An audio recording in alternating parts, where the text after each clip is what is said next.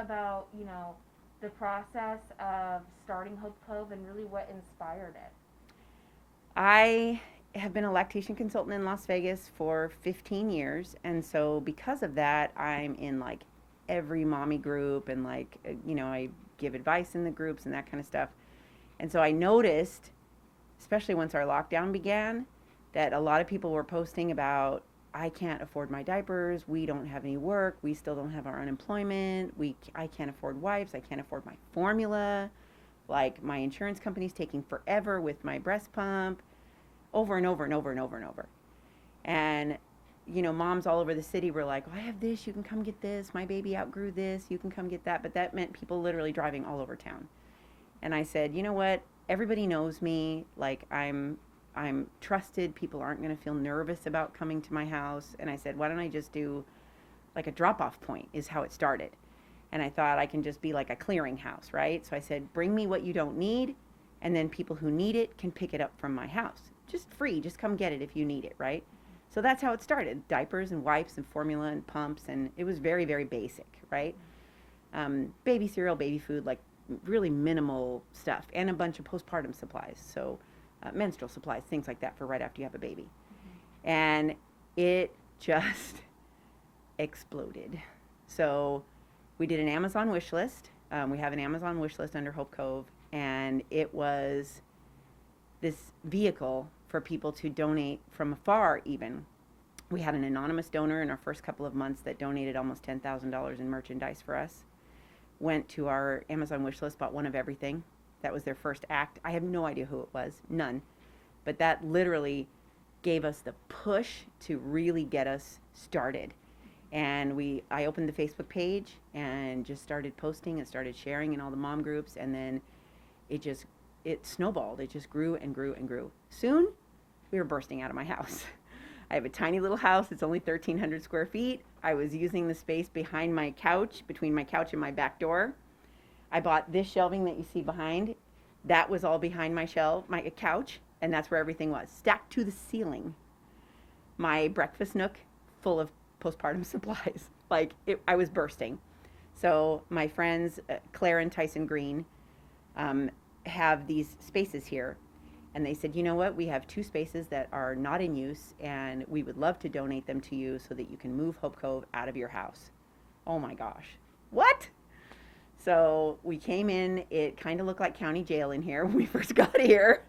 It was like a really dirty white kind of paint, and in very 70s. We got the. I'm surprised we don't have popcorn ceilings, but they were like, you can paint it whatever you want.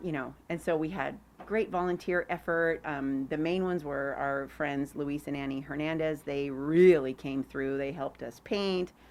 We had paint donors. Lowe's was actually beautiful to us. They gave us a beautiful discount on all the paint that we needed, saved us a ton of money. And everybody just kind of came together. So it took about 2.5 weeks or so. Got everything, moved everything over from the house. My house can breathe again. And here we are. So the goal is to just grow and grow and grow and reach as much of our community as we can. After being involved with so many groups with local mothers, and how does it feel to one see them struggling so much, but then also how does it feel to be able to help them during a time when so many people need assistance? It's, aside from lactation consulting, which has been my passion for 20 years, it's probably the single most fulfilling thing outside of my own motherhood that I've ever done.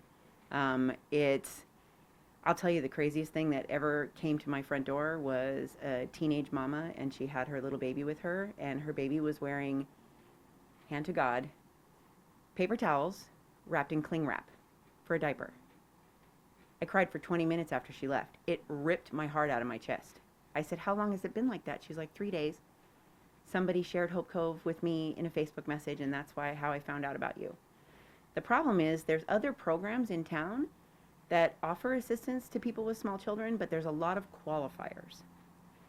There's paperwork, there's birth certificates needed, there's ID needed, there's proof of financial need that has to be given. So there's a lot of that going on. And I understand those policies because you get ripped off. And we've been ripped off. right? By scammers coming to the door. And we've gotten a lot wiser to it now, so good luck.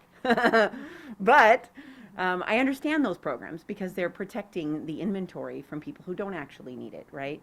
But the problem is you have people that fall through those cracks. You have people who are coming out of homelessness who have no paperwork whatsoever, no identification. People coming out of domestic violence that literally grabbed their kids and ran. They have nothing. People coming from homelessness, people who live in weeklies, people who live in motels, people living with family. They just cannot supply those things. So for those people, I founded Hope Cove because I wanted everyone to be able to have access to what they needed without jumping through a million hoops.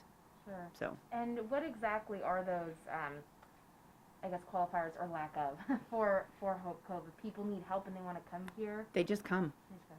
They literally just come. It's we're looking for our 501c3 is almost done. We're about halfway there. We're officially an entity and we're almost done. That service was also donated to us by a very giving attorney that is helping us to get that done properly.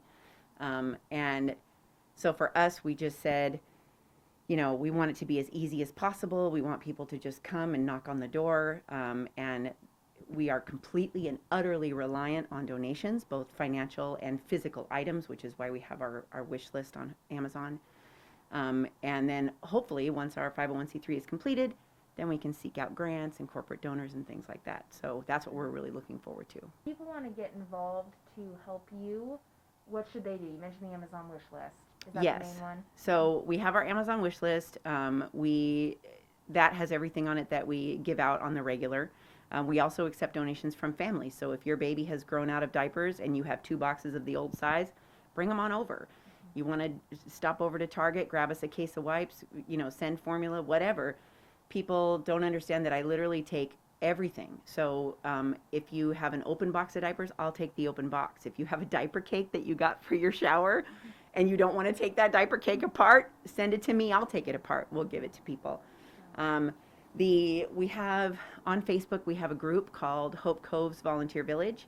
If you want to physically volunteer and work in the shop or do pickups for us of larger donations, join Hope Cove's Volunteer Village and you can get involved in person. Like, we'd love to have you. We'd love to have you.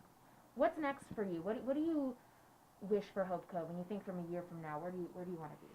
I want to be in a larger location so that we can expand our inventory, and I would like to be in a couple different parts of town. So I would really like to have something, I mean, we're over here on the east side by Boulder Station. I would love to have something further south. I would like to have something in the north end, just because a lot of the people that we serve have no transportation. Mm-hmm. They're on buses. I've had people walk. When we were at my house, just a little quip. When we were at my house, which is off Jones and Charleston, I had a young lady that lives, she has moved now, but she lived in a weekly by Samstown. She walked from Samstown to my house with a 2-month-old baby in a stroller and her service dog. That's how far she walked. Like, it's insane. It's 12 miles. She got to my house at 11:30 at night. The only reason I knew she was there is because my daughter called my cell phone from her bedroom and said, "Mom, there's a baby crying on the porch." What? So COVID or no COVID, we were like, please come in, sit down. We fed her, like, she nursed the baby. We let the dog sleep for a little while, and then we drove them home. Like, but like, that's what's important for us to be able to expand and get into more than one location. The other thing is we want to expand into future cities. That is really our goal, is to expand even outside of Nevada.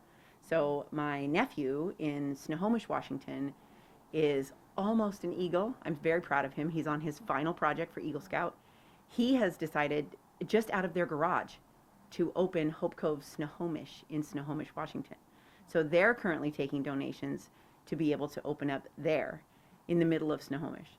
So it's just like, it has the potential to really expand and get bigger, and that's really what we would love to see happen. How big is the need? There are still people waiting for unemployment that filed in March. People are living on nothing. They're living on nothing. Like, I have, I'm sure you'll get footage of it, but like, I have things like shampoo, conditioner, body wash. I have menstrual products. I have things that people literally have no money for. If I had room for toilet paper, I'd carry that too, you know? But it's just we thought if we get a little further and when the lockdown eased a little bit and some of our casino workers went back to work and some of our bar workers got to go back to work, we thought, oh, maybe things will slow down. But for the community that we serve, no. Like the need is just, it's massive. It's massive. And we've had times where we've had to close. We got a COVID exposure one time and had to close. I mean, you got to do what you got to do, right? Yeah. Oh my goodness. Our inbox was exploding during that time. People saying, when are you opening? When are you opening? How much longer? How much longer? Like, and it breaks my heart. So right now we're only closed on Sundays because my volunteers need a break. Sure. But we're open 6 days a week and we have long hours. Monday through Friday we're open from 10 until 7. And on Saturdays we're open from 10 until 5. And it's literally just come. Ring the doorbell, knock on the door, somebody will open the door, you let us know what you need. It's that simple. People are not allowed to come inside Hope Cove because of COVID-19 restrictions. So we want to really limit the amount of bodies that are in here. And my volunteers follow very strict guidelines as far as their masking and their wiping things down and their sanitizing. So to keep everyone safe and to keep the inventory safe, we don't allow people to come in and shop. Sure. But you shop at the door. So Sure. let us know what you need. We'll fill the bag and whatever we can give. Wonderful. Is there anything else that you want to add about Hope Cove? Anything I didn't ask about that's important to get across? I think the main thing to understand is that we are here for everybody. So not just mothers. If you are a single dad, if you're a couple, if you're grandparents raising grandchildren, there's a lot of that here. There's a lot of people that are struggling with addiction, and so their children are not with them. They're with their grandparents. They're with their auntie and uncle, people that were not set up to raise a child, you know. We have people that come to us from the foster kinship program where someone in the family is lost to addiction and they're taking care of babies and they're like, oh my God, I have a 3-month-old baby. I have nothing, right? They come to the door, we help. So we're here for everybody, LGBTQ, every race, every nationality, every religion. Like, we don't care. Knock on the door, we got you.